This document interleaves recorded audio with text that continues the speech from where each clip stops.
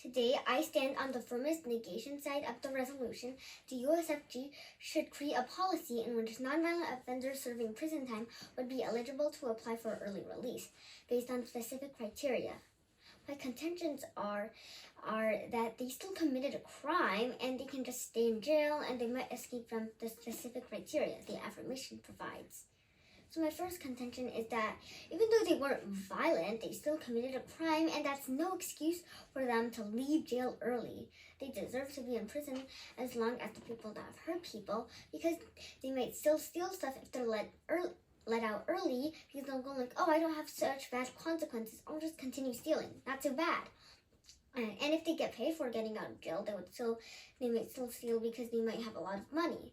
And the reason they don't use that money to buy stuff is maybe they wanna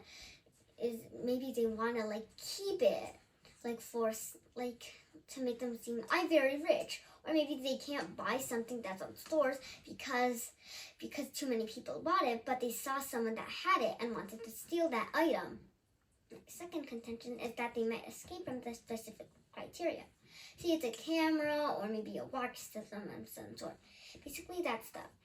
Or maybe even better, but people have escaped from the prisons that are like the prisons we use nowadays, and these specific criteria things are nowhere as good as prisons, so it's obvious that they could escape from the specific criteria.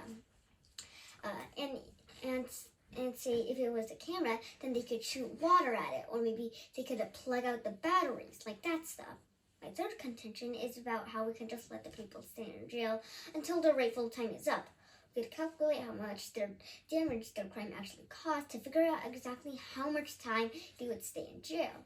And there's a saying with prison overcrowding, but wouldn't it make sense for the people who are violent to get a taste of what they did? After all, if you were violent and you didn't know what violent feel like, you might go like, oh, being violent is not so bad, I'll just do it. I don't see why I have to go to prison. And so it would actually make sense to have yourself feel the pain if you were violent. And even if you just stole, then you might go a little bit further if you weren't punished enough and start getting violent. And we wouldn't want that. So here's why I still stand on the strongest negation side of the resolution.